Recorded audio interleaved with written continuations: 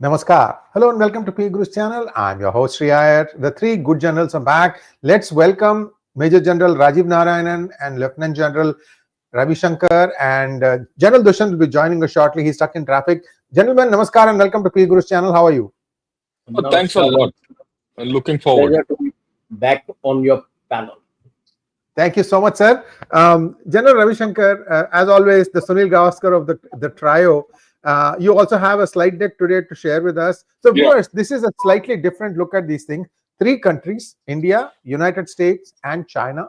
And what we are going to do is each specialist today on our panel is going to take a look at it from that country's perspective, what the relations are. So, we have chosen General Ravi Shankar for India, General Rajiv Narayanan for China, and General Dushyant will be speaking for United States. So, perspective. Now, I'm not saying that they are, going to be for USA as much as they're looking at it from a prism that involves these two countries. Over to you, sir. General Shankar. Thanks a lot. Thanks a lot. What we'll do first is we'll look at the Indian perspectives as to how things are happening in USA. There comes General Dushyant. Yes. Welcome. Namaskar, sir. Namaskar. Namaskar. Thank you, sir.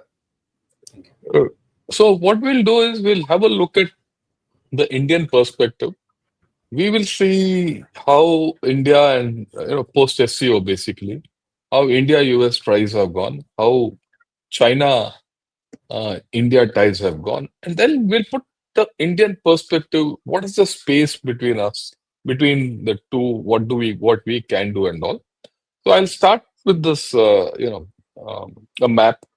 Can I have the slide up? Yeah, just have a look at this map. This is the situation pre-SCO, a little after the Israel-Iran war. You see that in this area, I put 4 dots: Iran, Syria, Israel, and Yemen. These are in conflict. It's ongoing. But interestingly, US has got, its influence right from the Mediterranean till our border. And here, they're there. Okay. So they've got complete control over this area. And China doesn't have a strategic footprint. It's got an economic footprint in the Gulf, and that's about all. But interestingly, things which have happened afterwards. Look at this ring, or rather the line of yellow stars which have come up. Nepal, Myanmar, Bangladesh, Thailand, Malaysia, Indonesia, and of course Taiwan. Taiwan is always a hotspot. Taiwan, Philippines. Now, all these countries have gone into some kind of a problem internal. Something about elections, something Gen Z revolution. Bangladesh is where it is. Myanmar is a civil war. Thailand, the PM is packed off to jail. Indonesia again, some kind of a upheaval. So all this has happened. Now, all this, if you see, is squarely between China and India. You just connect the lines. So it puts pressure on India and China, both. Does USA have a hand in it? Possible. I mean, I don't rule it out at all. And many will say yes. Does China have a hand in it? Definitely. So both these countries are meddling in these in some form or the other. As a result, this area is under turmoil, and that spillover will be on India, will be on China. That's it. And then, latest, Pakistan and Trump are 1-1 with Munir sitting in Trump's lap. And now, USA is vying for Afghanistan and the Bagram Air Base. And then, of course, there's a very concentrated effort to get hold of the Central Asian republics. There was a discussion of all the Central Asian defense chiefs with the CENTCOM commander in Islamabad 2 months back. This was followed by Sergey Gore, who is now appointed as the envoy to South Asia and Central Asia. Then, surprise, surprise, Trump has spoken. Trump has spoken to the Kazakhstan president and Uzbek president. So there's a concentrated effort there to get into that area to put pressure on Western China, Xinjiang, and things like that, and also get the energy resources and all that going. And then there's this thrust, which is in the works, rare earths through Myanmar. Already there is action in Chittagong, all this. So you see that from SCO to now, China, the US has switched to away from the Indo-Pacific and is now concentrating on in Central Asia. Something like that. Something a diluted version of Macinder's Heartland theory. And this is what I spoke of in the morning in my podcast. Right? It's of course, and this entry into Central Asia, Afghanistan, Pakistan, it controls Pakistan itself, Afghanistan itself, Iran, underbelly of Russia, western parts of Xinjiang, which are the sensitive parts of China, and of course India. So USA is playing a game. I mean, let's be very clear about this. Okay.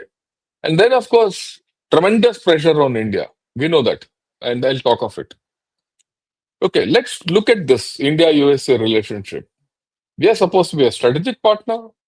They're supposed to be defense cooperation, tech cooperation, Indo-Pacific, and containment of China. But in lieu of this, what do we have? We have a spat over Russian oil. Pakistan tilt is pronounced on the part of USA.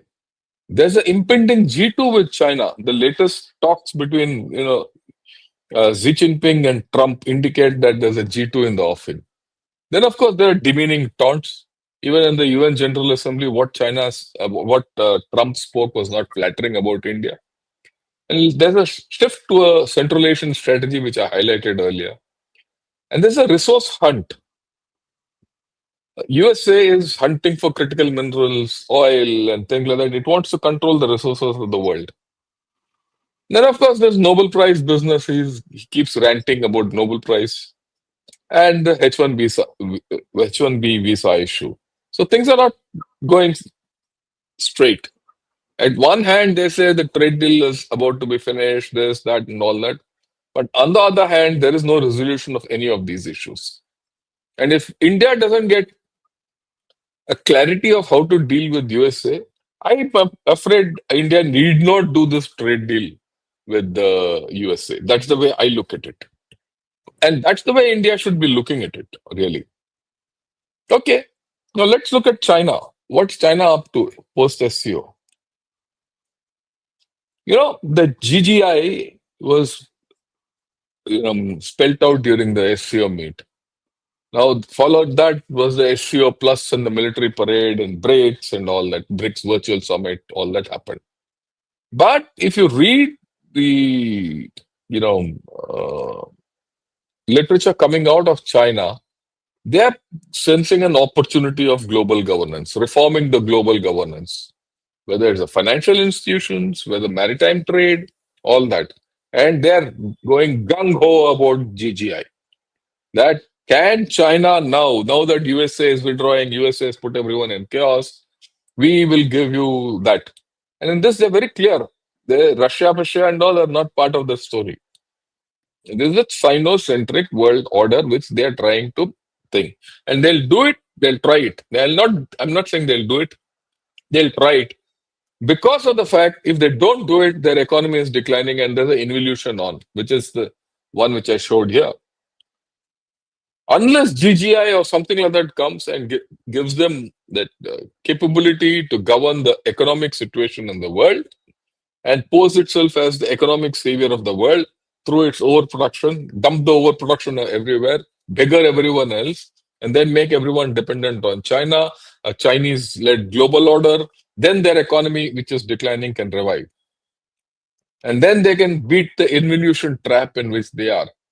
In all this, the Saudi-Pak deal has given them a fresh lease of life.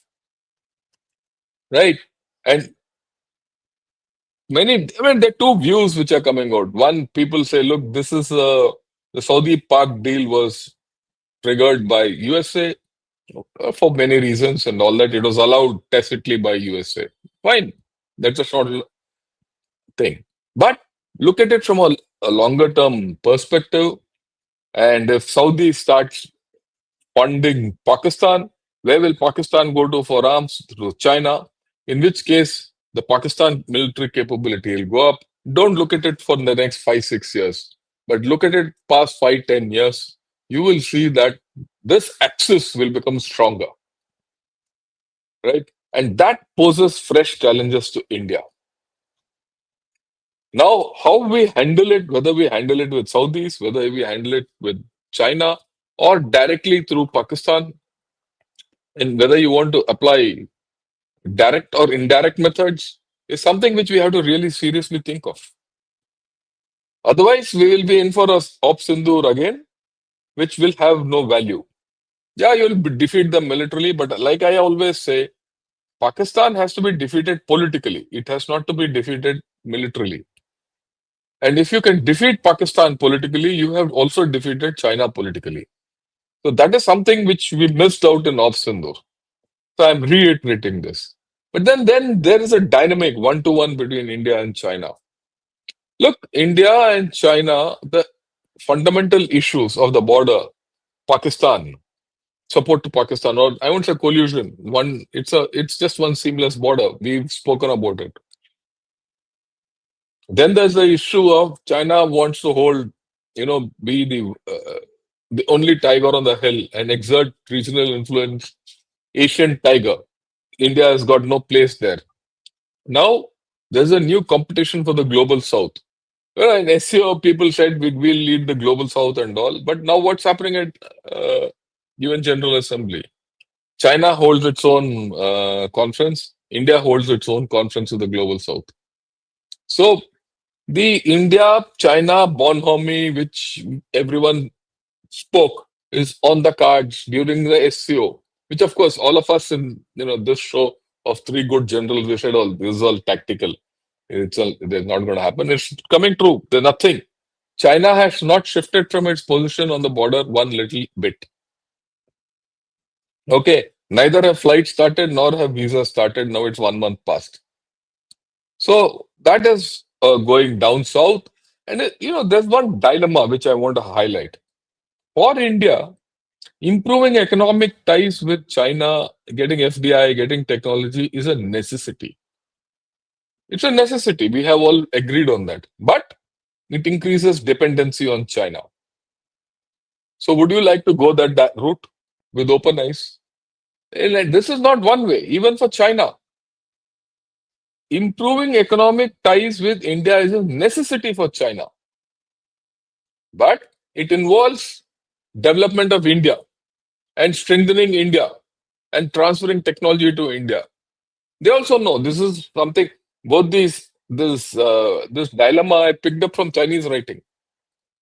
As a result, this whole story is in a logjam. We can't move ahead with China. Right? And this is where India stands.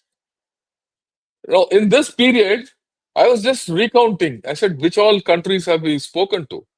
India has spoken right from clockwise: Japan, Brazil, Russia, EU, Italy, Germany, France, Ukraine. Ukraine very recently. Yesterday, Zelensky came out in support of India. Finland, Canada, Brazil, Philippines, Singapore. I might have left a few. So there is space being created for India. Overall, if I assess the whole story of India, very clearly no coercive approaches will work. Targeting India implies it is being pushed away, whether China does it or USA does it. USA is doing it blatantly, China is doing it surreptitiously. If you see the literature coming out of China, they are targeting India. Let's not make any mistake about it. But India is making its own space. Thanks for the slides. Please take it off. India is making its own space. And from the circle of countries which I've shown, it's very clear. Countries want to come to India. So that's where we are. From SCO to now, the number of countries which are wanting to come to India and do FTAs or increase trade or normalize relations, in fact, I've left Australia out of that circle, is increasing by the day. right? And that gives us space. It gives us breathing space to deal with USA on its merit, to deal with China on its merit. Well, this is my opening stance. A bit stayed like Gavaskar is, but, but I think I've given But a you've seen good sheet the anchor for everyone to take off. you've seen the new ball off, sir. That's an achievement in itself. General, before you joined, actually, just before we went online, we were discussing India's oil consumption in terms of importing oil from various countries. India hasn't said much about the taunts that General Ravi Shankar alluded to of United States. Yet, it is believed that India has acted to reduce its oil footprint from United States. This is something that is still in the making. Will General Rajiv Narayanan will talk about that also a little bit.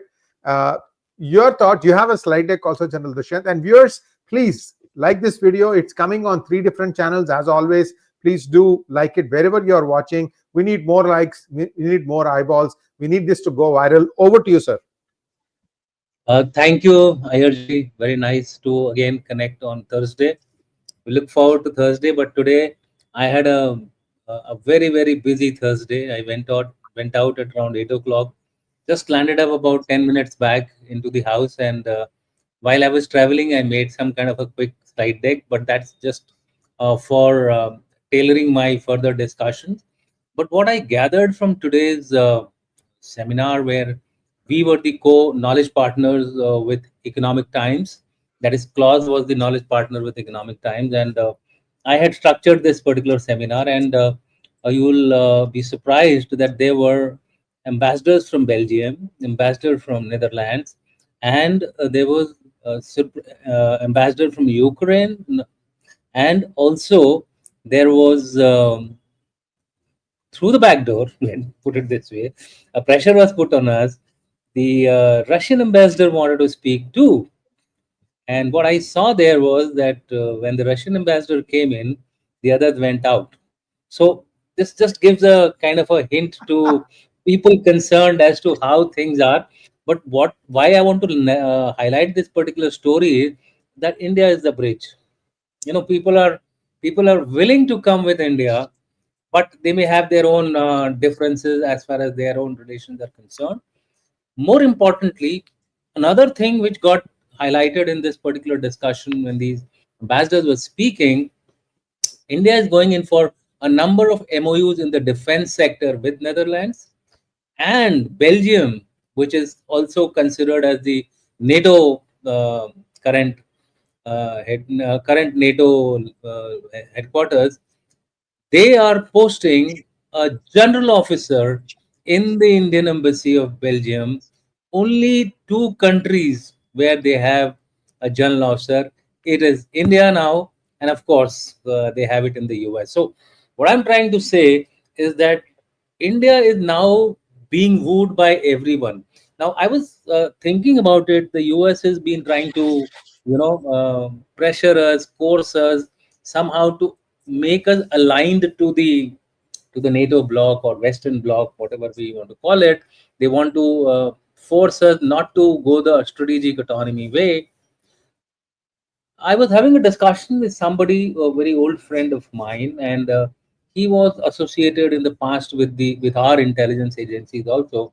So he had a very interesting story to narrate to me. He said, "Look, it's a story or it's a narrative about America putting pressure on India, basically to get the tariffs and the realignment from India, China to the Western bloc, but it wants to keep the doors open. So it is encouraging you, it is encouraging Australia, it is encouraging other countries to continue maintaining good relations with India.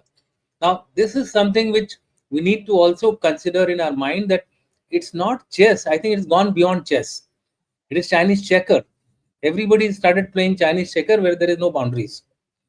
There are no moral boundaries. There are no ideological boundaries. So we will see contradictory actions being taken by various countries. Having said that, coming closer to the US, India, I will only cover the US-India dynamics in the last few days, especially after the UNGA meet, where Trump was quite I would say very abrasive in his comments as far as India and China were concerned. So may I request Sachin to put up the Yes, yes, yeah, yes, so that we sir. are okay. So basically, we are discussing the aftermath of SCO summit and the UNGA summit, which was held in the last 1 month.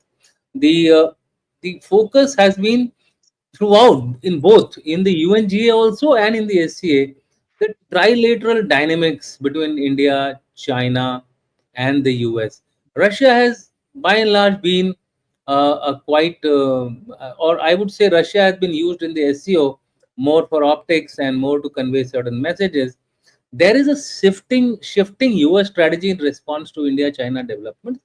Although I tend to agree with General Ravi Shankar that the India China dynamics is also full of ifs and buts and troughs and downs. So therefore, both are trying to do a tactical maneuver rather than having any strategic intention of a long term friendship. I think it's a short term strategy to somehow make their point of view with their concerned national interest or sovereign interest. Can you go to the next one, please? I don't have the controls here. Yeah. So if you look at the context, in the SU and NGA highlights the PM Modi's first visit to Beijing in 7 years. So that became a crucial point where suddenly, even if people were not taking SCO seriously, they started taking SCO seriously. That is, I'm talking about the Western Bloc.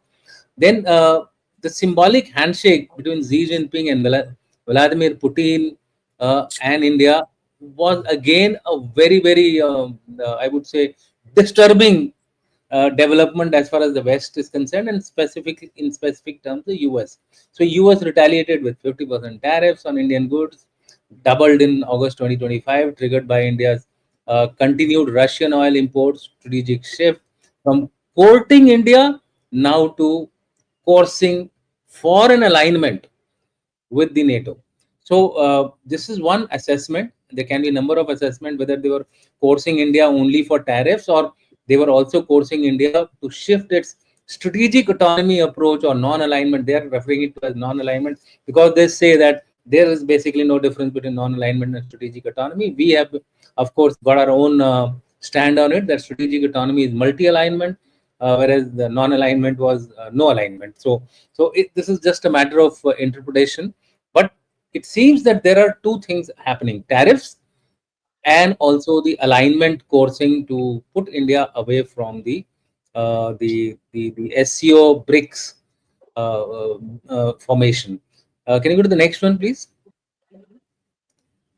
Yeah. So what US intentions, from my point of view, is that it is from partnership to pressure.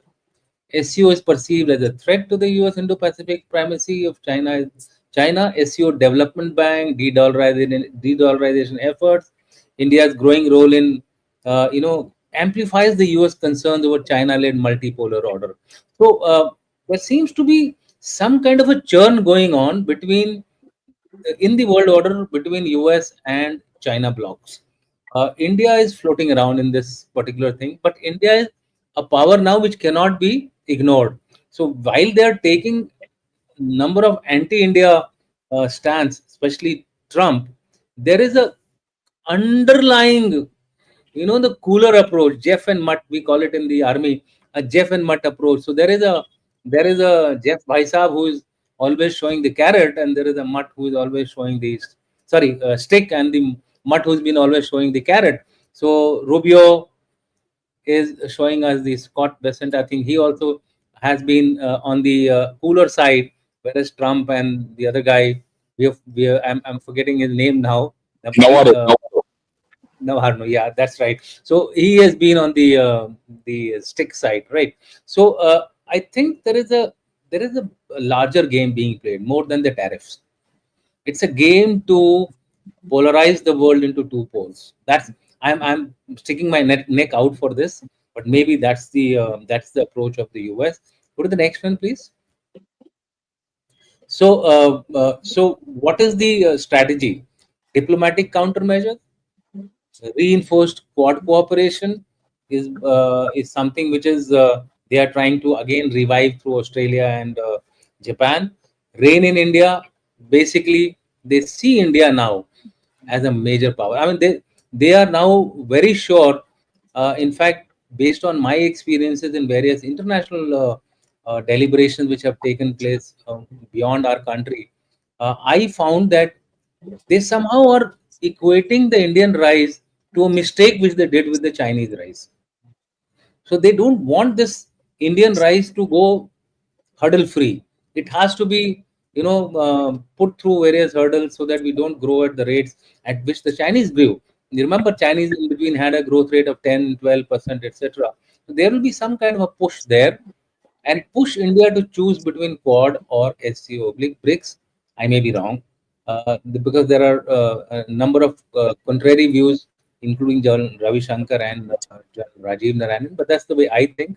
Go to the next one, and that's probably the last one in my deck. Go. Okay. So my between the lines reading is economic quotient meets America first realism. I was reading the American what do you call the public survey, where I found that there is a considerable amount of support for Indian view also, 38%.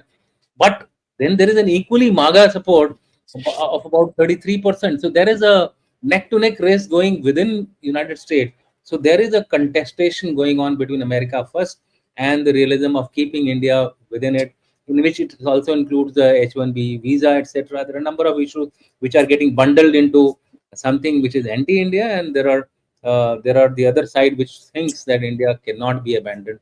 Strategic preference, India's compliance with the US-led order is something which the US is trying to force, and else pivot to Pakistan to isolate India. I think Pakistan is being used more as a pawn. It will be thrown away after a while once the ends are met, once the Indians are on board. And why they went against India, there is another story. I know it may be sounding as conspiracy, but I might tell you in the second round. I will not open it now. Again, this is a very, very insider scoop. And then last thing is quiet continuity is what I refer to as trade and tech talks continue. You see, Mike Rubio, then we had the Goel. Goel is going. Yeah, Goel is gone already. He's also having a meeting with the Americans. And about the oil thing, what I was told was that India agreed to increase the oil import from America. I don't know. There was this message which I read. I mean, this news which I read in the Indian press, where it said that India is probably agreeing to increase the oil trade with America and possibly reduce with Russia. How far it is true, I don't know. But this was something which I read. So maybe this is a counter to what Sri IRG is saying. And finally, the last bit, last slide is go to the last deck here. Last slide, Sachin. Yeah, it's there. So tariffs on Indian goods, punitive signal for non-alignment. Support for Quad, reinforce Indo-Pacific containment of China. Pressure on strategic autonomy, India's balancing act seen as threat to US-led order. Engagement with Pakistan, leverage to isolate India if non-compliant. Continued tech defense talks and trade talks, preserve strategic foothold. So therefore, there is a double game going on between India and US. We need to wait and watch. And lastly, about the scoop, not now. Maybe second time round, if I get a chance, I will tell something that may be very, very sensational. I think Absolutely, sir. Absolutely. that might match Rajiv Narayanan's, out of the boundary sixer. So, oil one is the current round of tender. They have not bought 3 million out of the 5 million. IOC and the others have not bought 5 million. They bought only 2 million from the US. 2 million is from Nigeria and 1 million is from Oman. I've just shared that. Yeah. But in the rounds which they are through, I think this was the WhatsApp. I'll share it with you, Shri Iyer. Yeah. Okay. Yeah. We'll put it up. We'll put it up. Just 1 second, sir. So Mr. MS Dhoni is in the building now, or rather, I should be saying Mr. Dhoni is in the stadium. Okay. I would start by saying, if I look at it from the perspective of China, it is paying the price of missing its opportunities. What are the missed opportunities? I'll start from there and then look at where it is today. See, when we go back and see the geo-economic rise of China in the first decade of this century, it coincides with the decline of the US and Europe led era. US may be trying everything to try that it has a US led order. It won't work. It won't work. It doesn't have that kind of heft that it used to have. The US was the one, and the West, it took them about a decade. It starts in 69 actually, when through its Polish embassy, Mao Zedong had reached out to the US that he would like to be USA's counter to Soviet Union on the Eastern Front. And then from there it begins, and then from 71 we know the ping pong thing. He went, Kissinger goes via China, and finally in 79 they come into the, you could say, the US and West led order when they got the table on the UN. Then came the training, infra, shift in manufacturing from 80s onwards. 2001 actually is the pivotal moment when they were given entry into WTO until date, which is going on. Even despite all whatever is going on, quite a lot of dependency of Europe and US is still, for low and medium tech, is still on China. Ideal opportunity it got to break the Western style of arrogance and governance by suppressing the global South. What had happened was, it was, I would say, a continuation of colonization. Despite the colonies went off, it was a continuation. Even after the Second World War, it was still a continuation of their version of colonization. It had vast vistas of geo-economic, geopolitical, and geostrategic opportunities vis-a-vis the global South. Unfortunately, maybe because they were trained by the West, they chose the path. They chose the path of the West. See, in the early decades of the 20th century, in the mid 20th century and all, in the global South, the literacy rate was not that. By now, when you came into the 21st century, not only the literacy rate had gone up, the digital connectivity and knowledge and everything was available. Now, for China to presume that he could follow the same path, I think that is where China missed the bus. Just see, from 99 onwards, they have started creating the shadow parallel organizations for most of the Western-led organizations, in which a whole lot of the countries, including Global South, are members. India has also been a member of a number of these shadow organizations, which were a precursor which they had kept. Whenever they get a global order with Chinese characteristics, these were the institutions through which they would govern the world. That's where they missed the bus. And they missed the bus royally.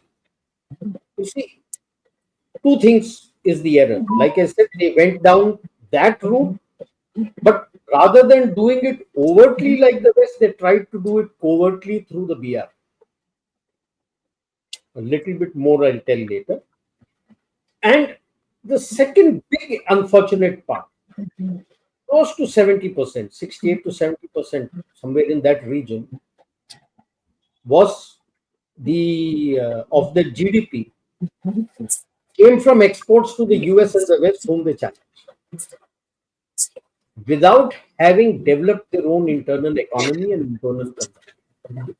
These were the two major errors they did. BRI also, essentially, the takers were the poor countries, most of it in the global South. And then when they realized that they had been made a Charlie of A whole lot of countries now are not interested in the BRI because they went into debt. And the biggest blunder they did was they put BRI into their Communist Party constitution, stating that this is the path for the economic development of China. If BRI is supposed to be the economic development of China, how can you sell it to the other country and say it's win-win that you will also develop? And as this goes on, starts the trade war in Trump 1.0, comes the COVID, and now comes the tariff war in Trump 2.0, and concurrently the reality sector collapse. Now now he faced a major problem post-COVID because the debt trap economic strategy was not working, and here he has to contend with the rise of India, which is giving an alternate model to his model. Then comes the internally, the weakness comes from the failed Galwan strike. People started questioning what was the reason. Like General Shankar had mentioned, he also needs our market. The moment you have challenged the US and the West and the market, their imports are reducing. The only other country that could have given him some scope was India. And by going in for a Galwan strike during COVID, you destroyed that trust. So that became a major economic disaster for him because India closed, I would say, quite a lot, most of its markets to it. It's not that it has shut its shop completely, but most of its markets were closed. The India's rise during COVID, not only to help itself, but also to provide help to the global south, most important, without profiteering. Chinese were looked in BRI as a model for profiteering. And of course, global north had shut shop completely. Now that isolated China some more. And then comes the voice of global south, G20, the BRICS, which strengthened India's position. You would remember that till the voice of global south, China always spoke about great power relations. G2.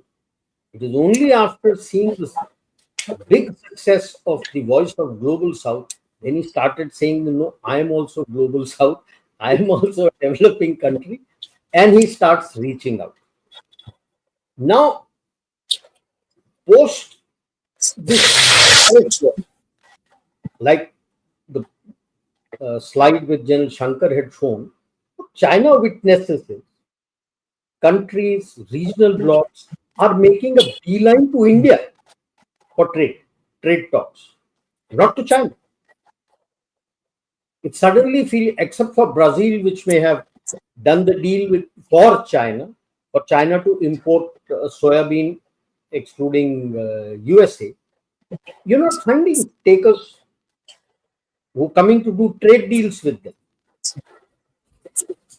or trade deals or preferential trade agreement, or like the US bilateral trade agreement, or like what you have with Australia, and which New Zealand is also talking to, which we call Common Economic Cooperation Agreement or Treaty. Suddenly, if you look at it from the Chinese perspective, you're feeling left out. You are trying to open up and reach out to EU and the Europe, that because they are also facing trade war, that you can do a trade with them. But the council president spoke to India. Now, when you come to SCO, he spoke of global governance initiative and wants to push it, like General Shankar said, Chinese-led characteristics, but who are the takers? Today, Laos is screaming that the BRI infrastructure which Chinese made is crumbling. But Laos, which is totally dependent on China. And what was noticed during the SCO, yes, there was talk of Modi and Xi Jinping shaking hands. After all, he went there after 7 years. But much of the media attention was taken away by the two things. A, Modi and Putin meeting. They drove by car and then they have the meeting, Putin waiting for him. And the second, it was Tai Chi and Modi meeting, which was unprecedented. And that I think Xi Jinping would have felt a bit that I spoke to Modi also, but that didn't get that much of mileage in the media, international media, global media, as Modi Putin and Tai Chi Putin. Now, he is making attempts to woo India.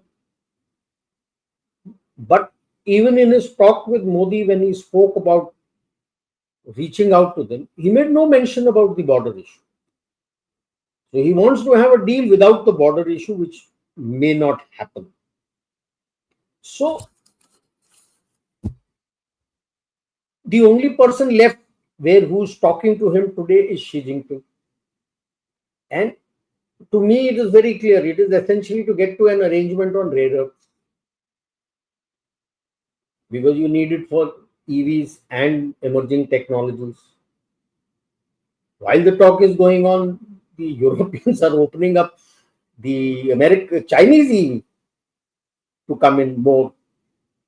But how much of a twist can you do as far as the US is concerned, just on one issue, on rare earths or anything, in its trade and tariff war with US?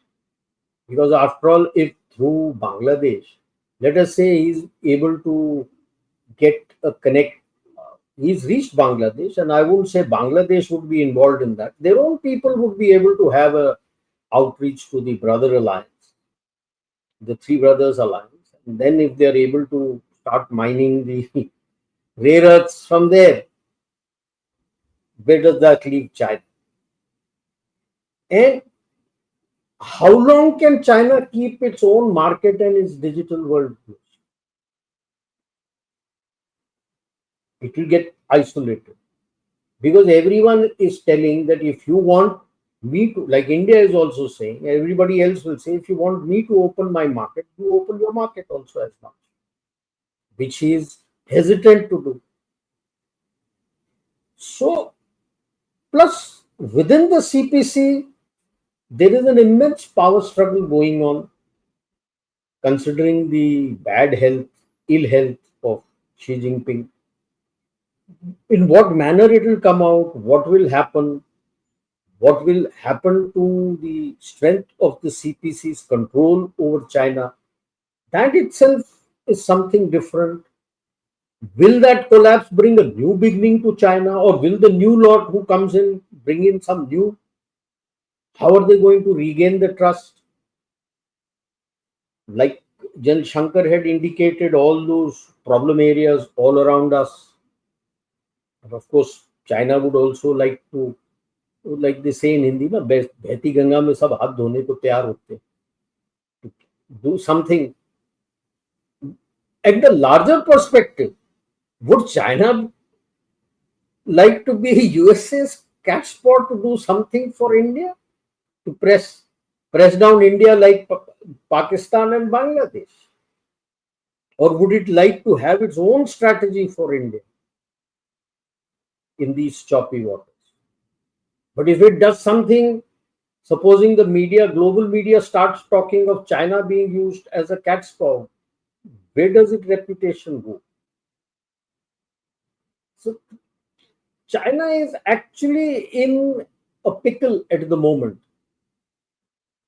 because they know that US is aligning with Pakistan just to antagonize you, or rather put pressure on India to arrive at an alignment with him.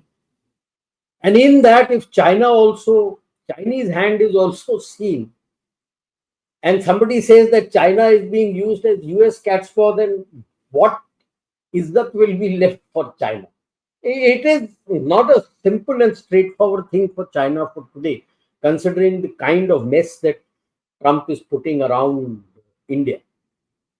But to expect that US will be able to, I don't think so. Because even in like a small country like Venezuela, he's not been able to do anything. He's just put the ships there and doing what? There's no pressure on Venezuela. He's got his 4,000 odd Marines sitting out there doing nothing, sitting idly. You may say, I caught this ship, and you may say it had drugs. How many takers are there in the world today that when he says that when he shot that ship and killed those people, or with the help of Dominican help, as if Dominican Republic has a huge navy or coast guard, that we caught a ship coming from Venezuela carrying drugs. So US essentially, as I understand, is CCP knows it is declining, but it needs to show that it is not declining. Because the moment it accepts it is declining, its hold on China will go. It will no longer be able to control China.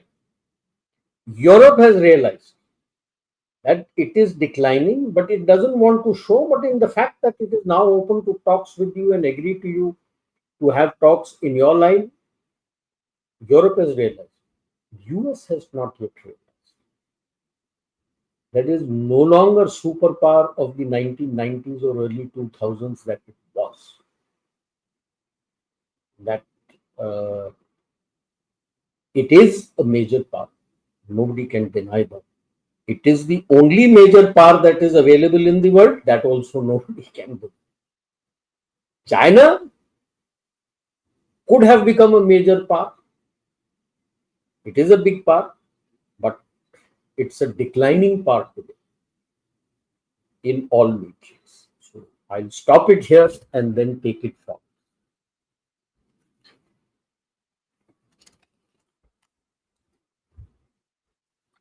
Thank you so much, sir. We have some updates on oil, and there are two schools of thought. So first one is what you said, General Rajiv, and this is September 5th, 2025. Yes. Indian oil skips US crude, buys Nigerian, Mideast oil via tender, say sources. So, but latest with Piyush Goyal in the United States, there is India may buy more oil from US. Piyush Goyal. There are two things, sir. One is this tender is done. This is May. That is provided you do the proper trade deal with me. Right. There's a catch to that. There are a number of reports on this. In fact, all the leading papers are saying this. This is being offered as a negotiating, this terms is part of the negotiation trade deal. Yeah. This is part of the trade deal negotiations. So this will happen once the trade deal is done. But in the interim, they have dropped and gone to Nigeria and Oman. The only thing is, this was offered in March also. Yes. That's very interesting. This was offered in March also. But it was offered again in that list which we sent in May of 220 billion, which he didn't agree.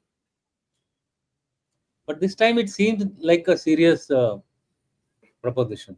That's what people are saying. So a couple of things here. My understanding is India tells countries to quote their price X India's coast. It could be Mumbai, it could be any other port. You have to quote your price on what it's going to cost X India port, not where it leaves from the source country, which means that they need to figure out the insurance, the freight costs, and any other things that they have in order for them to be on the same wavelength as other countries. It is believed that Saudi Arabia was getting a premium of $3 or something like that per barrel of crude. Again, I'm very careful. I'm saying it is believed. But Russia has sort of hit everybody saying, look, India has a very strong negotiating point. Saying, Russia is giving me this price. One line. Then you go and figure out what you want to do. This is how I am seeing it. So, viewers, we are going to take a little bit more than an hour. We would like to answer all your questions, and I request all our guests to stay for a little bit longer because this is one of the more important weekly shows. It's actually becoming very, very prominent. People look forward to Three Good Generals, And we're going to get back to General Ravi Shankar. Before that, there are, I don't know why you call them three good generals. They should be called three.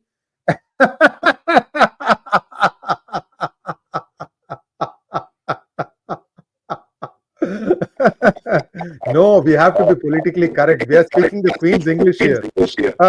General Ravi Shankar, now we have got a 360-degree perspective of who's what. I would like Dushyant to speak and tell what's that some important thing. Then we can probably have a discussion on that. No, he said he's got something up his sleeve which he has to mention. Sir, one second. General Shankar, there is a problem with your audio. Can you log out and log back in, please? Carry on. Just log out and log back in. So while he comes back, General Dushyant, you had some comments to make. Unmute yourself, sir, before saying. Okay. Yeah. I had muted myself because I thought, let me not disturb the flow of General Rajiv Narayanan. I wanted to pick up everything. So since I had promised that it will be more than his chakka, my chakka should be beyond the 90 meters out of the stadium. It's not so much so. I mean, most of you have been talking about it, but yesterday I heard it from somebody very, very internal. And there are two things which he made a point about. This is the scoop, right? This is the scoop, right? Yeah, okay. Yeah. So there are 2 points which he made. First was that the errant child is not under the control of Trump.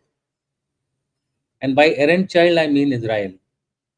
So the KSA Pak deal was essentially to subdue the errant child through the Pakistani pact, because Pakistan is not an errant child, it's a subservient servant which will do whatever the US says so. So there will be some kind of a check as far as the strategic deterrence is concerned in West Asia with this pact. So that seems to be the first message. Not a chakka, a choka. Now the chakka the chakka is that I believe so. What he was saying is that there is no nuclear weapon with Pakistan. Period. I'll not say more than that, but rest everything has been orchestrated to be believed that Pakistan has a nuclear weapon. They do have, but not their own. That's the point which was trying to make. Sir, there's a saying in Tamil. This is a bhakt. I'll first say it in English and then I'll say the Tamil word. This is a bhakt who wants to get the punya from breaking a coconut in front of Lord Ganesha. But what he does is, he doesn't pay for the coconut. He just takes it from the vendor in front of the temple and goes, and he doesn't want to go into the temple. There is a Ganesha right on the street. He goes and breaks it there and hopes that he will get punya. So the Tamil saying is, kada tengava eduthu vali pilliyarku udacha madri. That means that you don't have anything. At the same time, you make it look like you have everything. No. There are more to it, but I just kept it to that much because I am constrained by the fact that I cannot say everything. But suffice it to say that there is a whole lot of information which is below the surface, which many of us are not aware. General Dushyant, we are banned in Pakistan. If it was not so, bawal mat jayega abhi, what you just said. These guys will lose their minds. Anyway, some of you brave enough to use VPN to watch it. One hint on this to yes. substantiate what he says. Before Op Sindoor, every Tom, Dick and Harry politician in Pakistan used to scream that our atom bombs are not there to show this, that. Post Op Sindoor, has anyone made any statement? Zipped. The only person who made a statement was when he was in US. After he has come back to India, he made a statement on that. That tells you. That itself is an indicator. You don't have to go anything further. Yeah. So, General Ravi Shankar, we are coming back to the beginning of the cycle, except that this time General Dushyant went ahead of you because of the audio issues. Please go ahead, sir, and then we'll go to General Rajiv for his closing comment. Then we have a ton of questions to take. Over to you, General Shankar. Yeah, you see, you look at the whole story after listening to all three. I mean, I completely agree with Rajiv that, the way I look at it, China might be in terminal decline. As simple as that. It's a matter of when. I've always felt 2030, 5 years hence, China will start cracking up. That I say. You'll see a completely different China in 5 years' time. Because by then, the sheet anchor of his whole story, the demographic decline the cracks would have started showing. The day that happens, his economy, Communist Party, all this will go for a toss. And if you look at the history of China, they've always killed each other and thrown each other to death as if it's nothing. And I expect around 2030 you'll get a clarity about this. Until then, they have this. It's something that it's a race to the swift as far as they're concerned. They have to beat this, and they will be aggressive because of that. Look, they also know this, that they are going down the chute. If they have to get out of it, they have no other choice but to do what they're doing. Okay? Now, USA, well, we have to understand one thing. USA is a resilient country. For long, through its history, it's taken knocks and come out. But the way Trump is undoing USA, will it be able to come out of it is a question mark. It's a huge question mark. Right? Will it restitute itself? And why Trump? I'm not going to talk of Trump, his external affairs and tariffs and all. What he's doing internally in USA is more harmful to US strength or capability to restitute itself than what he's doing externally. Now, given that turmoil which is going to persist for the next 4 to 5 years, that circle of mine, I'm going to retain it. And I'm going to now start putting a second circle around it. Because I won't suspect, it's not a suspect, I'm very sure that more countries will start leaning towards India. Now, as more countries start leaning towards India, right, our growth rates, everything will naturally go up. It might be the Western thinking that they can stop India. No one can stop India. The only person who can stop India is India itself. That's the way history has shown us. So we have no choice but to grow, and we'll continue to grow at a healthy rate. Okay, I have no doubt about it. The only speck on the horizon I see is, will we reform ourselves to adjust to this growth? Right? I mean, look, just see what's happening in J&K, what's happening in Ladakh, what's happening in Manipur, what's happening. These things are not, great. Somewhere or somehow, we have allowed these things to happen, drift. Right? And, so you have to arrest this drift wherever, and you have to do reforms. I think it's time that, we develop greater internal strength to these two things. And the third, of course, is you need to put in more into your defense. And defense, you see, fundamental thing which I always maintain, it's not, I don't have to maintain, it's a truism, is that it takes, development leads, capability building by a bound. Development will take place. But are you capable of defending that development? And for that, you actually have to put in effort one bound behind. And we have one bound, we have one bound lagging by one bound. That's my problem. And, but I do hope people start realizing and start putting in money. Well, it's good to talk of AI and cyber and quantum and we'll do this, we'll do that and all that and fire a few missiles and all that. But we need to put where money is, money in the mouth. Because it's just not the Chinese thing. You have a new paradigm coming to our West and the IOR. So I think we need to focus as we grow externally, we need to, garner our internal strength.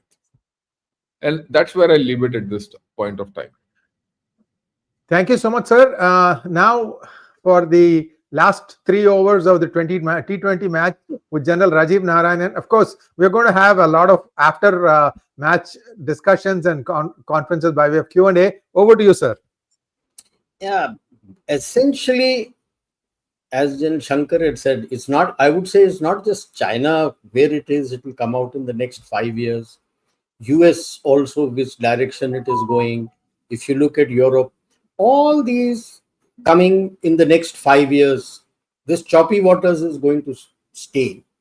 And from there, you are going to evolve the new, whatever is the new global order, whatever the paradigm is. And that is where I substantiate what Jan Shankar says. You got to reform yourself to be able to, what is your vision? If you're saying it is multilateralism, fine, it is multilateralism. You're wanting to go that route. What kind of internal reforms, what kind of security strategy would you need to make sure in these coming 5 years that you have that kind of pedestal from where you can formulate with the others this kind of global order? Are you going down that path? Are those reforms coming in? What kind of reforms? That the government would have to decide as what is their vision beyond 2030. There is a Viksit Bharat 2047, but you cannot plan till 2047 today. You got to take every 5-year window and see. You got to get your reforms in place, then 2030, then move forward. That is how you will reach 2047. You can't reach there in one jump. So you got to be very clear. What do you want in these 5 years? 5 years, these challenges are going to be enormous. This is the Thucydides trap today. It's not an open war or a world war. This is the tariff war, the geoeconomic war, the internal pressures coming in. There are various pressures which will be coming from different dimensions. That is what, to my understanding, is the current Thucydides trap, which you will feel it will take about 4-5 years. Even all the world wars took about 4-5 years before there was a paradigm shift in the global order. You're facing the same thing. If you think it's going to happen day after tomorrow, no, it's not going to happen. If you think it will happen in 1 year, no, it will not happen in 1 year. It takes time for these paradigm shifts to take place. That's where it is. Thank you so much, sir. And I like the characterization of Israel, errant child, and Pakistan, subservient slave or something like that. Wonderful last remarks from all three of you gentlemen. Now let's take some questions. We have a fair amount of questions. Request all of you to maybe keep to 30 to 1 minute long answers. Let's go with the questions. Start with General Shankar. Akash Tadani wants to know, sir, when we look at the opponents, namely China, Pakistan, Arab, and USA, they appear to have one common enemy, that is Bharat. Their objective to keep Bharat on the defensive. Your view, General Shankar. Look, I will keep the Arabs out of it, because the Arabs have a different kind of realization, right? But the other three are not our friends. They're not our adversaries anymore. Of course, Pakistan and China are our enemies, clear enemies. Let's have no doubt. USA, we'll have to see, wait and watch. Like I said, USA has a habit of restituting itself and correcting itself. That's their history. So some hope there, and I'll leave it at that. Thank you, sir. General Dushyant or General Rajiv Narayanan, any comments on that? No, I would just say USA today is our frenemy. Next question to General Dushyant. Good evening, sirs. One word on the Agni missile fired from the train compartment tested recently. Wow, this is news. General Dushyant. Yeah, this was done a few days back, and it's not that it is something new which we are doing. It's part of a triad. On the land, there are different methods by which we keep our locations, so that we don't reveal our operational location. So this is one method, on the rails, very common. So it's part of our strategic planning. Thank you, sir. Next question, please. General Rajiv, this is for you, sir. The USA needs India to counter China but arms Pakistan to weaken India. How should India respond? Your view? Essentially, US wanted us to fight its battle with China, which we refused. So he's sulking and trying to give something to Pakistan, knowing fully well that वो फिर पिटेगा बेचारा. It doesn't make a difference to him. He thinks he can try it. It is more of the internal challenge. India is never going to fight its battle, but India has said that you fight your battle. When we had problems on LAC, nobody came to fight our battle. We fought our own battle. So that is the essential problem with US. Europe has bit the bullet and fought its battle. Ukraine and Russia. Ukraine bit the bullet. Europe is siding with it. There is turmoil going on. Israel is fighting with Hamas and everybody is there. They attacked Iran also for US. US also attacked Iran. If they want you to do something, why should you do something? So that is where it is. Next question to General Shankar. Do you think that President Trump succeeded in destroying the globalist climate change and carbon footprint agenda at his UN speech when he called it a con job? Yeah, I think so. There's no doubt about it. Look, any such major issue without USA will not go forward. And if one person doesn't, and he's one of the biggest emitters of carbon. So if you, it's done and dead actually. A couple of things about climate change, viewers, if you're interested. There's one book by Michael Crichton. Before he died, he wrote that book about climate change, wherein I'll give you a gist. He says that whatever climate change, the global warming phenomenon that we are seeing now, happened 400 years ago. And that time there was no industrialization. Then how does one explain that? That's one. Number two, I have Dr. Shiva Ayadurai's conversation with me on how the ozone layer changes itself or adjusts itself based on the carbon footprint, and it continues to either thicken or thin out based on what happens to the global, the warmth that it sees from the earth. And this is something that people don't talk about. They always see one side of it where they say that the ozone layer is thinning, but they don't talk about the other side when ozone layer also thickens up. So just take a look at those things. Let's go to the next question, please. Thank you, Varadan Athur, for your super sticker. Next one. General Dushan, this is for you, sir. Should India sign defense treaty with Russia to get military support in case of two or multi-front attack on India? See, first of all, I don't think there's a need for signing a defense treaty with Russia. We already have a very, very firm and deep relationship with them. Currently, the Russian position is very weak in the sense they are extended hugely along the Russia-Ukraine front, and also there are other conflicts which are going around where they are involved. So, really speaking, we are also not likely to get more than what they are offering already. There are some issues related to Su-57, etc. So, I think with Russia, and especially with a condition like two-front, multi-front, I don't think defense treaties are signed in that manner.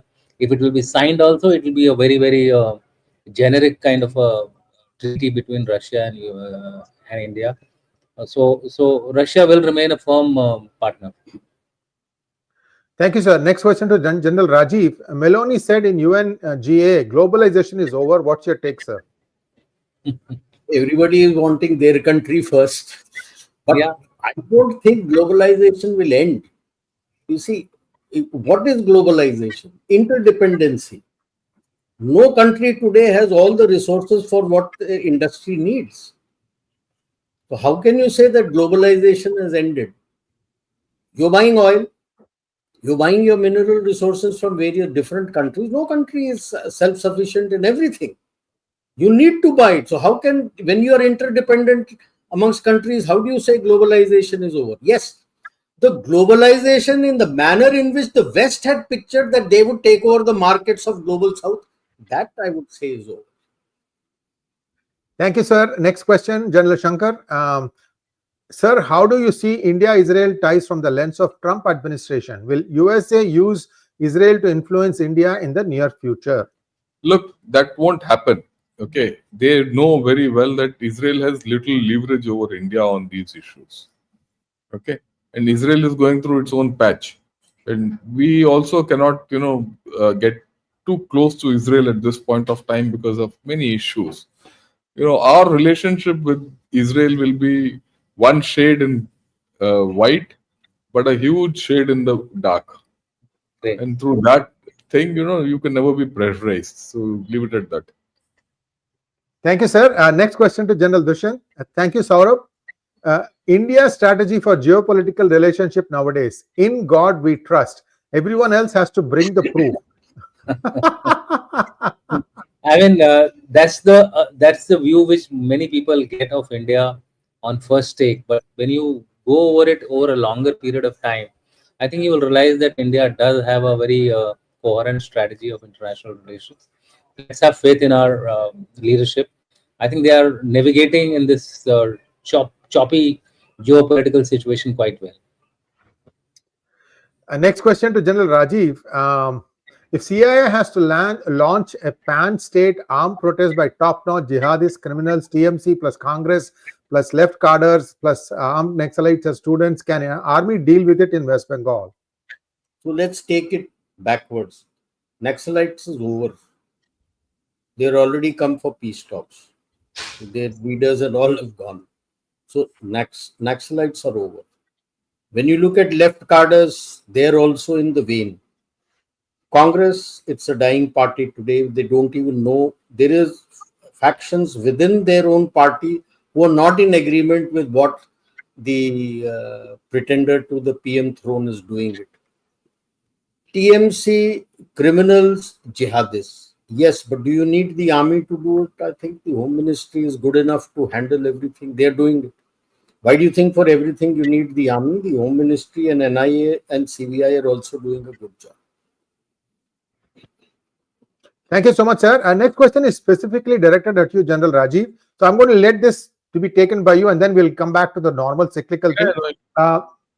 Sir, some people are of the opinion that we should maintain good ties with US to have access to high tech, sir. Do you think they will share any tech? Very unlikely. Your view, sir. General Rajiv. Essentially, I have always spoken in my talk. I have differentiated Donald Trump and his team with the rest of US. Yes. Just because there is a madman sitting there who is wanting to do something, his strategy, that is his thought. Why should you sour your relationship with the rest of the country? Exactly in the same manner where I have differentiated between PRC and the people of China. Yeah. You don't sour your relations because of that. And yes, there is still, just if you didn't know it, Nikhil, 1950 global capability centers are existing in India, in which a whole lot of these American companies have also invested. Yes, 58% everywhere India has the stake, so that the whatever research is going to be done, the IPR rests with India. A whole lot of these global companies, even the US companies, are invested there. So that is still going on. That is still going. Thank you, sir. And by speaking of China, viewers, you should read my book, Who Painted My State Purple? In the Hainan Island, there is a huge tower, sculpture of goddess Saraswati, three-faced, looking in three different directions. And also Avalokiteshvara, that is one of the forms of Buddha, is very popular in China. Look, I mean, don't look at China as this, what CCP is projecting. There are two different things completely. Couldn't agree with you more, sir. It's believed that it's Hinduism started in Yunnan province in China, and then it kind of crept inside. After all, we gave them kung fu and what have you.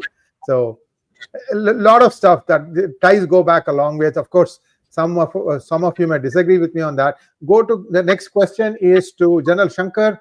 Pushpak wants to know. Thank you, Pushpak. Do you think that India's rise, despite the West, will help India to be more resilient in future and not like some East Asian nations like the Asian tigers? Look, we are already there. This is not in the future. We are already there.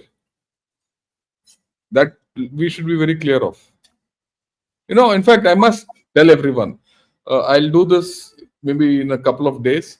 Today, I read a very interesting article in Mandarin. One of the chap has written. He says, look, India is the fifth pole. He talks of India as the fifth pole. And the poles which he talks of are USA, China, EU, Russia, and India. It makes a lot of sense. And this is coming from China. So we are already there. Don't worry. Next question to General Dushyant. The question is Sonam Wangchuk's picture with Yunus. What does it signify? Is it real? Is it not? Is it Asia generated? So what? Yeah. So, okay. First of all, I have not seen this picture, but first, I think you are right. We have to actually identify whether it is a real or a fake, or it's very easy. Now you can generate pictures with people kissing each other, so it's not a very major issue. But if it is there also, we should not read too much into it. I think Wangchuk has come out quite firmly against the current so-called revolution or so-called protests which are taking place. Some people are saying it has been initiated by Congress, and some people are saying it's a random rising against for a demand for a state. So I think the situation is still clearing up. So we should not read too much into these kind of things which come out. They are very normal. Whenever there is something like this happening in the internal sphere, you will find that there is this media barrage which goes on, giving stories of this side, that side. So let's wait and watch what is the real picture. It will come out soon. Thank you so much, sir. Question back to Ravi Shankar ji. Maithili wants to know if China crumbles by 2030, Bharat will get to become second largest economy by 2030. Your view, sir? We shouldn't get too worried about all these things. Okay, these are numbers. The more important thing is people should be happy in India rather than becoming number 2 economy. India's measure of success will be if the poorest person in India has 2 square meals to eat, roof over his head, and adequate clothes to wear. If that happens without, after all, he has to work and all that. If that happens, and if we can eradicate all poverty, we'll be okay. Thank you, sir. Next question to General Dushyant. Saurabh, thank you so much. Pak having nukes and women in a bikini both are like statistics. Everything is revealed at the same time and everything is being concealed at the same time. Your thoughts, sir? No comments. I'm not going to give any comments on this. I've already said what I Thank you, sir. General Rajiv, this is for you, sir. Srinivas wants to know, involving public people in politics is the only way to overcome the unrest or protests on the streets instead of representatives posing as leaders. Your views, General Rajiv? Yeah, as people see, you will always have these representatives posing as leaders and trying to do some unrest. That is part of life. That is part of democratic way of life, which it will happen. As more and more people become aware of the politics and what it's involved and the politicking done by the people, there will be no supporters for it. So if you think that just because more people get involved in politics, you're not going to get these protests or anything, I don't think so. That will still be there. Next one, please. General Shankar. Wait, go to the next one. We'll ask this to General Rajiv Narayanan. Hasmukh wants to know, do you think US will support Pakistan in a proxy war in India? It already is doing that. Whatever is happening will happen. Next one, please. General Dushyant, this is for you, sir. My only doubt is why Pakistan is not concentrating on developing its economy, build up industry, spread peace in and outside territory and welfare of its people. Why running after terrorism and begging? Vipreet Kale, Vipreet Kale. Vinasha Kale Vipreet Buddhi. Vinash Kale Vipreet Buddhi. This has been their trend, so they'll continue to follow their trend. That's why. That's a very short answer to this. Last question, 19.5, last ball in the 20-over match. Pagalski wants to know, how wary should India be of the growing capabilities of humanoid robots that are being developed in the US? Pagalski, don't get carried away by the Hollywood versions of what humanoid robots you do. Terminator 2, T2. When there is a humanoid robot which you see, there are specific tasks for which the coding has been done. That's all that can do. Full stop. Nothing more than that. So that capability is at the moment there. So like Japanese also show, like here we have in Bangalore, where humanoid robots come to serve you, take your order and go. He's only been taught how to come to the table, come there. You move and the table alignment is all set. You move the table and just see how that robot will get Sensors are needed. Correct. Yeah. Right. You have surgery, etc. Everything is being done by robots. So yeah, set capability, coding is done. That's all it can do. Nothing more than that. Thank you so much, sir. What a session. What a session. Wonderful. As always, a pleasure hosting all of you gentlemen. And we hope to see you all back next Thursday, same time. And namaskar. Namaskar. Namaskar.